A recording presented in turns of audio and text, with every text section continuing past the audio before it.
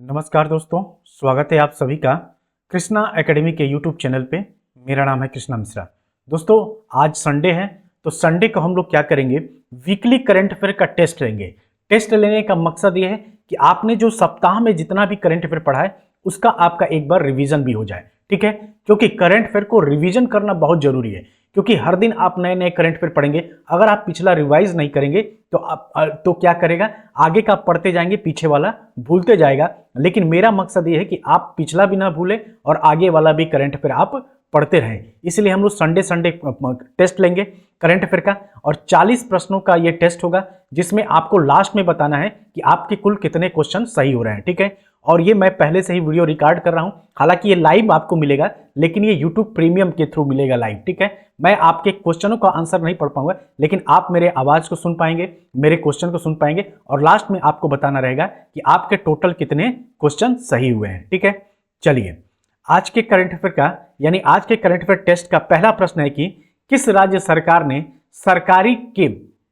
सरकारी पदों के लिए क्या किया है, संविदा भर्ती को समाप्त कर दिया है। तो यह किसने किया है? उत्तर प्रदेश ने किया है, मध्य प्रदेश ने किया है, उड़ीसा ने किया है, या असम ने किया है। क्वेश्चन क्या है आपका कि किस राज्य सरकार ने सरकारी पदों के लिए संविदा भर्ती को समाप्त कर दिया है? तो यह उड़ीसा सरकार ने किया है। हमारा अगला प्रश्न है कि किस देश ने हाल ही में अपने अंतरिक्ष स्टेशन के लिए मेगाटियन नामक लैब मॉड्यूल लॉन्च किया है? तो क्या यह जापान ने किया है, चीन ने किया है, अमेरिका ने किया है, या भारत ने किया है? तो मेगाटियन नामक लैब मॉड्यूल किसने लॉन्च किया है? तो चीन ने लॉन्च किया है। ये वही चीन है जिसने हाल ही में ताइवान के पास सबसे बड़ा सैन्य अभ्यास किया था। जापान की बात करें तो जापान ने अभी हाल ही में समलैंगिक विवाह को मान्यता दिया है, ठीक है। और अमेरिका ने अपने क्रू 5 मिशन को लॉन्च किया है, और जो भारत है यह आदित्य 11 नामक उपग्रह 2023 में लॉन्च करेगा, जो सूर्य की खोज करेगा, ठीक है, सूर्य के बारे में खोज करेगा, ठीक। हमारा अगला प्रश्न है कि देश में पहली बार हिंदी में एमबीबीएस पाठ्यक्रम और इंजीनियरिंग की शुरुआत कहां किया गया है? तो यह भोपाल एमपी में किया गया है, ठीक। उसके बाद से अब लखनऊ मतलब उत्तर प्रदेश में भी इसके लिए स्वीकृति मिल गई है। वही बात करें हमारे अगले प्रश्न की, तो हमारा अगला प्रश्न है कि हाल ही में किस राज्य में जनजातीय नृत्य महोत्सव शुरू हुआ है? तो ये कहां पे शुरू हुआ है? तो यह छत्तीसगढ़ के रायपुर में शुरू हुआ है, ठीक। और लाडली लक्ष्मी योजना 2.0 कहां शुरू किया गया? तो मध्य प्रदेश में शुरू किया गया। अभी उत्तर प्रदेश का चौथा बाघ अभ्यारण्य और पूरे देश का 53वां बाघ अभ्यारण्य कहां बना है? तो उत्तर प्रदेश के उत्तराखंड में, उत्तर प्रदेश के चित्रकूट जिले में बना है, ठीक है। हमारा अगला प्रश्न है कि किस राज्य में पहले Semicon India future design road show को हरी झंडी दिखाई गई है? तो यह किस राज्य से दिखाया गया है दोस्तों? तो यह दिखाया गया है गुजरात से, ठीक है। तो इसका आंसर क्या हो जाएगा? इसका आंसर बी हो जाएगा, न कि जम्मू कश्मीर होगा, न कि राजस्थान होगा, न कि महाराष्ट्र होगा। हमारा अगला प्रश्न है कि कौन सा देश, एक मिनट दोस्तों, हमारा अगला प्रश्न है कि हाल ही में कौन सा देश संयुक्त राष्ट्र सुरक्षा परिषद की अध्यक्षता ग्रहण करेगा? तो घाना करेगा, कोरिया करेगा, जापान करेगा, या इनमें से कोई नहीं? तो देखिए, संयुक्त राष्ट्र सुरक्षा परिषद की अध्यक्षता कौन करेगा? तो घाना ग्रहण करेगा, ठीक है। संयुक्त राष्ट्र सुरक्षा परिषद की स्थापना कब हुई थी? तो मैंने आपको बताया था 1945 में हुआ था, ठीक है। इसमें कितने सदस्य होते हैं? तो 15 सदस्य होते हैं, जिसमें 10 अस्थायी होते हैं, ठीक, अस्थायी होते हैं, और बाकी जो 5 होते हैं वो अस्थायी देश होते हैं, ठीक। हमारा अगला प्रश्न है कि किस बैंक ने अक्टूबर 2022 में सौरभ गांगुली को अपना ब्रांड एम्बेसडर बनाने की घोषणा की है? तो ऑप्शन ए है हमारा बंधन बैंक, ऑप्शन बी है हमारा एसबीआई बैंक, ऑप्शन सी है हमारा आईसीआईसीआई बैंक, और ऑप्शन डी है हमारा देना बैंक। तो बंधन बैंक ने सौरभ गांगुली को अपना ब्रांड एम्बेसडर बनाया है, यानी कि ए ऑप्शन हमारा सही हो जाएगा। हमारा अगला प्रश्न है कि किस राज्य में विश्व का सबसे बड़ा पांडुलिपि ग्रंथालय बनाया जा रहा है? तो ये कहाँ बनाया जा रहा है? मध्य प्रदेश में बनाया जा रहा है, कि राजस्थान में बनाया जा रहा है, कि गुजरात में बनाया जा रहा है, या दिल्ली में बनाया जा रहा है? तो देखिए, जो पांडुलिपि संग्रहालय है यह कहाँ बनाया जा रहा है? तो ये गुजरात में बनाया जा रहा है और यहाँ पे लगभग 1000 पांडुलिपि रखी गई है। ठीक, हमारा अगला प्रश्न है कि हाल ही में स्वीडन के नए प्रधानमंत्री के रूप में किसे चुना गया है? मैग्डलेना एंडरसन को, उल्फ क्रिस्टन को, ठीक, जॉर्ज मेटाकॉफ को, इनमें से कोई नहीं। तो आपको बताना है कि स्वीडन के नए प्रधानमंत्री के रूप में किसे नियुक्त किया गया है? यह उल्फ क्रिस्टर्सन को नियुक्त किया गया है। किसकी जगह पे नियुक्त किया गया है? तो मैग्डलेना एंडरसन की जगह पे नियुक्त किया गया है। और ये जो मैग्डलेना एंडरसन है ना, यह स्वीडन की पहली महिला प्रधानमंत्री भी रही हैं। तो अगर आपसे क्वेश्चन पूछ लेगा कि स्वीडन की पहली महिला प्रधानमंत्री कौन रही हैं, तो मैग्डलेना एंडरसन रही हैं। हमारा अगला प्रश्न है कि हाल ही में राष्ट्रपति जगदीश धनखड़ द्वारा किसे देश का पहला डॉक्टर राजेंद्र प्रसाद अवार्ड दिया गया है? प्रोफेसर सुधीर राजीव को, प्रोफेसर रजनीश शुक्ल को, प्रोफेसर रतन लाल को या प्रोफेसर रमेश अरोड़ा को? तो देखिए, जगदीश धनखड़ ने देश का पहला डॉक्टर राजेंद्र प्रसाद अवार्ड किसे दिया है? तो प्रोफेसर रमेश अरोड़ा को दिया गया है। और ये जो डॉक्टर राजेंद्र प्रसाद अवार्ड है ना, इसकी शुरुआत भी अभी इसी वर्ष की गई है, यानी कि 2022 में ही किया गया है। वहीं अगर बात करें जगदीश धनखड़, तो जगदीश धनखड़ कौन है? तो यह भारत के 14वें उपराष्ट्रपति हैं। कौन है? तो 14वें उपराष्ट्रपति हैं। इनको भी याद रखिएगा क्योंकि इनकी भी हाल ही में नियुक्ति हुई है। किसके स्थान पे हुआ है? तो एम वेंकैया नायडू के स्थान पे हुआ है। हमारा अगला प्रश्न है कि हाल ही में जारी पब्लिक अफेयर्स इंडेक्स 2022 में कौन सा राज्य बड़े राज्यों की श्रेणी में शीर्ष स्थान पे रहा है? हरियाणा रहा है, तमिलनाडु रहा है, केरल रहा है या उत्तर प्रदेश रहा है? तो इसका सही आंसर क्या हो जाएगा दोस्तों? तो पब्लिक अफेयर इंडेक्स 2022 में तमिलनाडु शीर्ष पे रहा है। कौन सा राज्य रहा है? तो तमिलनाडु। लेकिन अगर वहीं आपसे क्वेश्चन पूछ लेगा कि छोटे राज्यों में पब्लिक अफेयर इंडेक्स में कौन सा राज्य शीर्ष पे रहा है, तो सिक्किम रहा है। कौन सा राज्य रहा है? तो सिक्किम आपका पहले स्थान पर रहा है छोटे राज्यों की दृष्टि से। ठीक, हमारा अगला प्रश्न है कि किस देश ने समलैंगिक कपल के लिए हाल ही में एक साझेदारी प्रमाण पत्र योजना शुरू की है? तो यह जापान ने किया है या न्यूजीलैंड ने किया है या अमेरिका ने किया है या चीन ने किया है? तो अभी मैंने बताया कि जापान ने समलैंगिक विवाह या समलैंगिक कपल के लिए साझेदारी प्रमाण पत्र योजना शुरू किया है। यानी इसके तहत अब जो समलैंगिक हो, यानी जो लेस्बियन होते हैं, लेस्बियन का मतलब क्या होता है? लड़के लड़के एक साथ रह सकते हैं अगर चाहे तो, लड़कियां लड़कियां एक साथ रहना चाहे तो रह सकती हैं। तो ये जापान ने इसके लिए क्या कर दिया है? साझेदारी प्रमाण पत्र जारी कर दिया है। हमारा अगला प्रश्न है कि किस राज्य सरकार ने नंजरायण टैंक को पक्षी अभ्यारण्य के रूप में अधिसूचित किया है? कर्नाटक को किया है, तमिलनाडु को किया है, केरल को किया है या जम्मू कश्मीर को किया है? तो ये जो नंजरायण जो टैंक है, ये अभ्यारण्य कहाँ है? तो ये आपका तमिलनाडु में है, जिसको हाल ही में पक्षी अभ्यारण्य के रूप में अधिसूचित किया गया है। हमारा अगला प्रश्न है, यानी कि 14वां प्रश्न है हमारा, कि किस कंपनी ने हाल ही में AI अवतार यानी कि आर्टिफिशियल इंटेलिजेंस अवतार स्टार्टअप अल्टर का अधिग्रहण किया है? तो यह किसने किया है? गूगल ने किया है या स्पेस एक्स ने किया है या माइक्रोसॉफ्ट ने किया है या इनमें से कोई नहीं? तो यह किसने किया है दोस्तों? तो यह गूगल कंपनी ने किया है। ठीक, अगर वही बात किया जाए स्पेस एक्स के CEO कौन है? तो एलन मस्क है, जो दुनिया के सबसे अमीर व्यक्ति हैं। दूसरे स्थान पे सबसे अमीर व्यक्ति कौन है? तो गौतम अडानी है। और माइक्रोसॉफ्ट के CEO कौन है? तो सत्या नडेला है।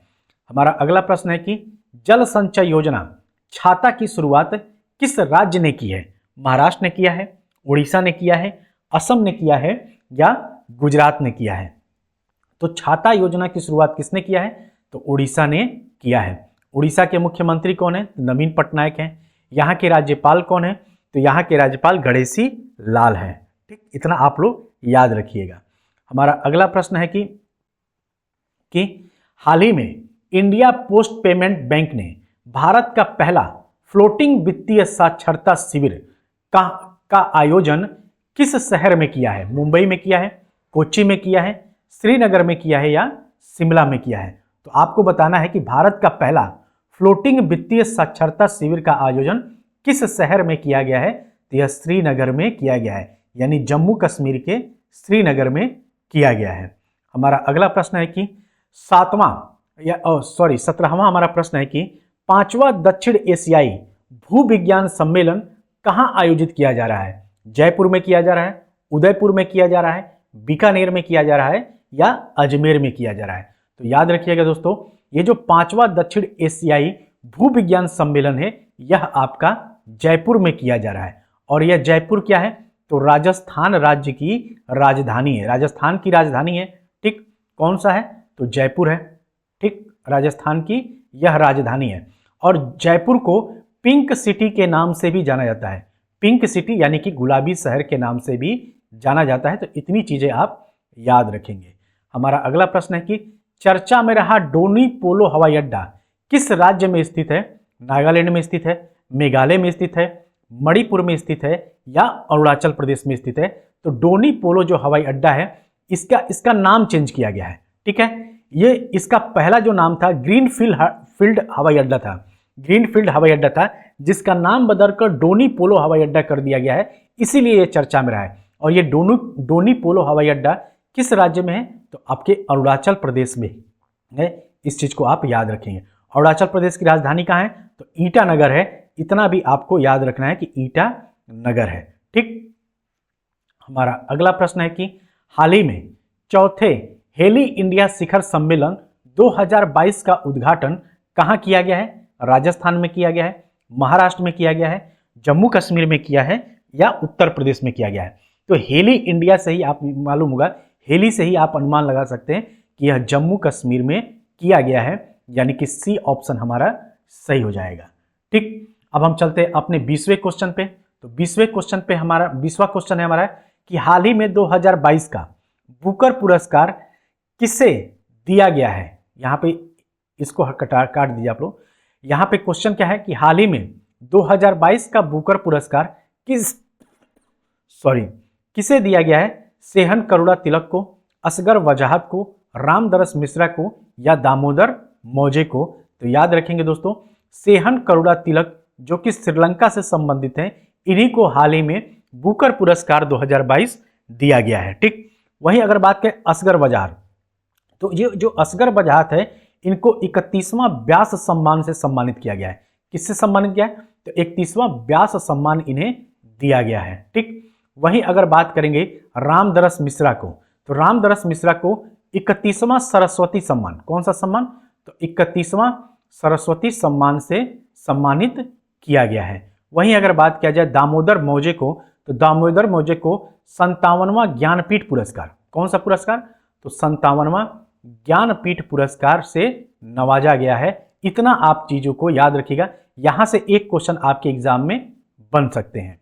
हमारा अगला प्रश्न है कि हाल ही में किस राज्य सरकार ने बच्चों के अनुकूल पुलिस थानों की घोषणा की है? उड़ीसा ने किया है, बंगाल ने किया है, मध्य प्रदेश ने किया है या गुजरात ने किया है? तो बच्चों के अनुकूल पुलिस थानों की घोषणा किस सरकार ने किया है? तो उड़ीसा सरकार ने किया है। ठीक, हमारा अगला प्रश्न है कि भारतीय क्रिकेट कंट्रोल बोर्ड, भारतीय यानी कि बीसीसीआई के 36वें अध्यक्ष के रूप में किसे चुना गया है? तो याद रखेंगे, सौरभ गांगुली को चुना गया है, रोजर बिन्नी को चुना गया है, जय शाह को चुना गया है या महेंद्र सिंह धोनी को चुना गया है? तो बीसीसीआई के 36वें अध्यक्ष के रूप में रोजर बिन्नी को चुना गया है। किसकी जगह पे चुना गया है? तो सौरभ गांगुली की जगह पे चुना गया है। और ये जय शाह कौन है? तो जय शाह जो हैं यह बीसीसीआई के क्या है?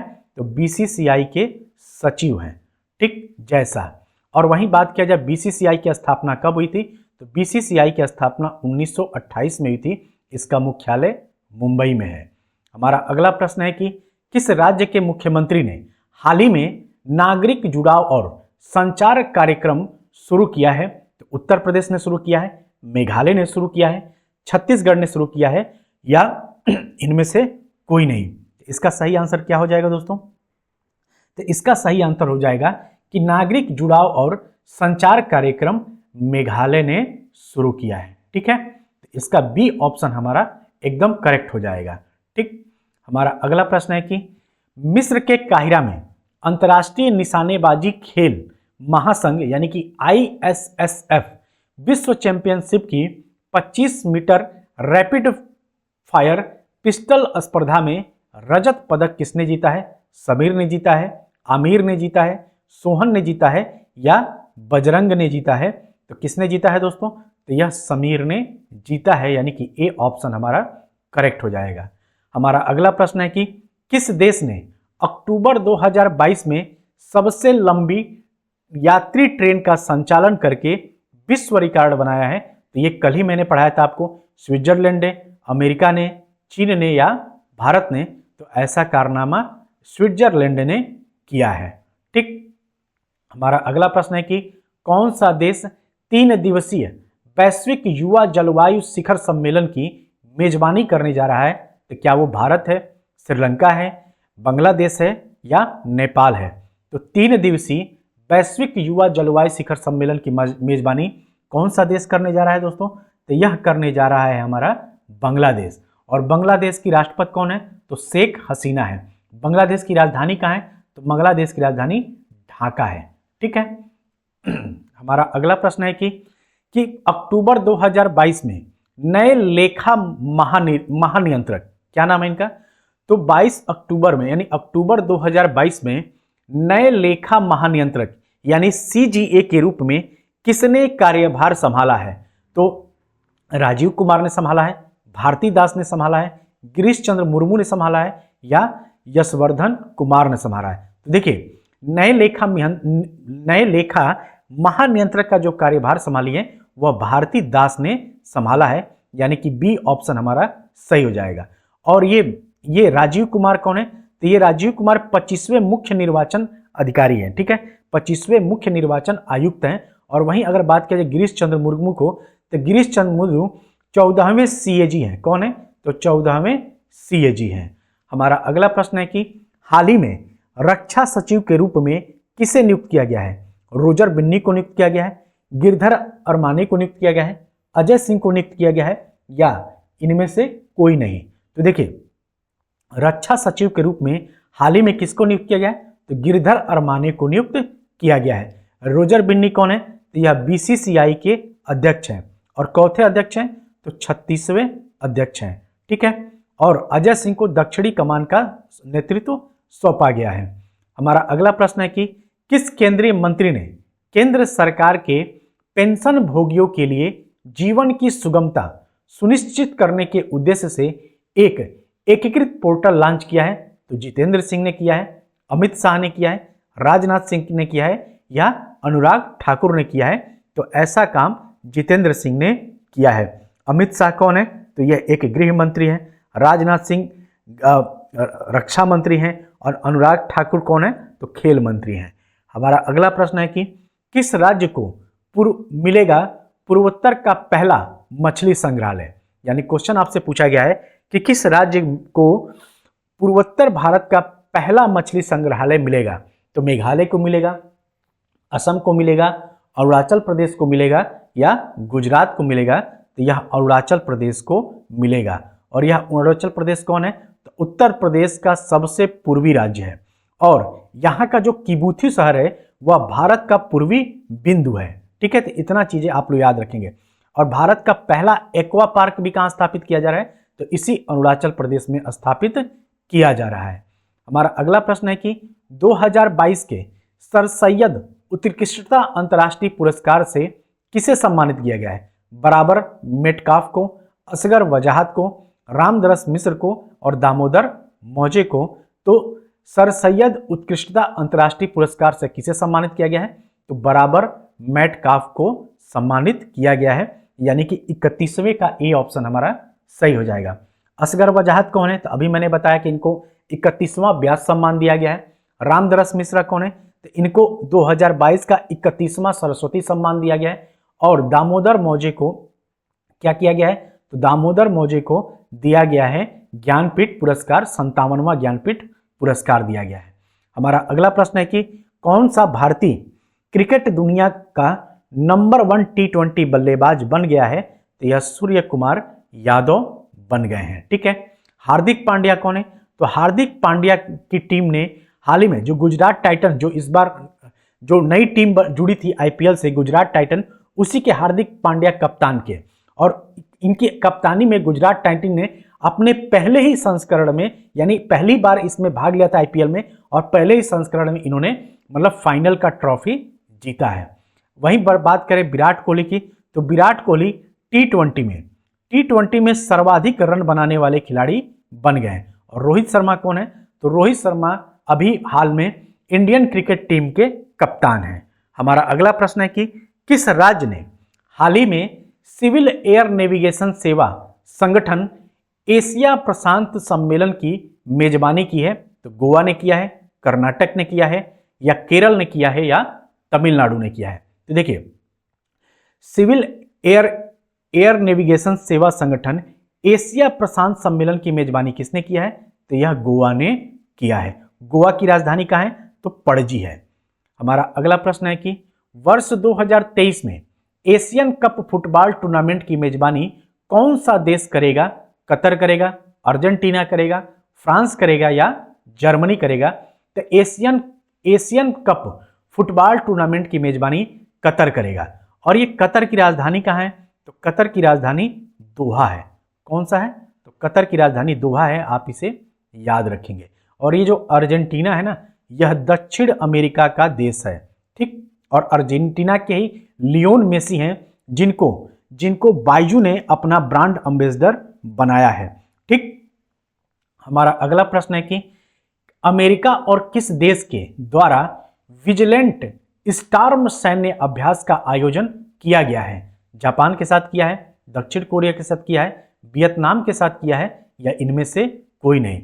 तो अमेरिका ने दक्षिण कोरिया के साथ विजिलेंट स्टॉर्म सैन्य अभ्यास आयोजित किया गया है। और टाइगर ट्रम्प, अगर आपसे क्वेश्चन पूछ लेगा टाइगर ट्रम्प सैन्य अभ्यास अमेरिका ने किसके साथ किया है? तो भारत के साथ किया है। किसके साथ किया है? तो भारत के साथ किया है, ठीक। इसे भी आप याद रखेंगे। टाइगर ट्रम्प, आपने सुना होगा कि अमेरिका के राष्ट्रपति अभी तो फिलहाल जो बाइडेन है, इसके पहले कौन थे? तो ट्रंप थे। ट्रंप महादेव थे, मतलब ट्रंप महोदय थे। तो इनको क्या करेंगे हम लोग? ट्रंप से याद रखेंगे ट्रंप, यानी टाइगर ट्रंप कहां से? तो अमेरिका और इंडिया के बीच सैन्य अभ्यास हुआ है। हमारा अगला प्रश्न है कि कतर में होने वाला फीफा विश्व कप 2022 में किसे भारत का एम्बेसडर बनाया गया है? तो यह रणवीर सिंह को बनाया गया है, ठीक। आलिया भट्ट क्या है? तो टाइटन रागा की ब्रांड एम्बेसडर है, ठीक। लेकिन अब देखिए, अभी आपसे क्वेश्चन पूछ लेगा कि फीफा विश्व कप 2022 की मेजबानी के लिए किसे स्पॉन्सरशिप के लिए चुना गया है? तो बाइजू कंपनी को चुना है। और बाइजू कंपनी ने इसको स्पॉन्सर कर रही है फीफा विश्व कप को। तो अब बाइजू क्या है? तो एक लर्निंग ऐप है। तो इसीलिए बाइजू कंपनी ने लियोन मेसी, जो अर्जेंटीना के लियोन मेसी हैं, उनको अपना ब्रांड एम्बेसडर बनाया है। हमारा अगला प्रश्न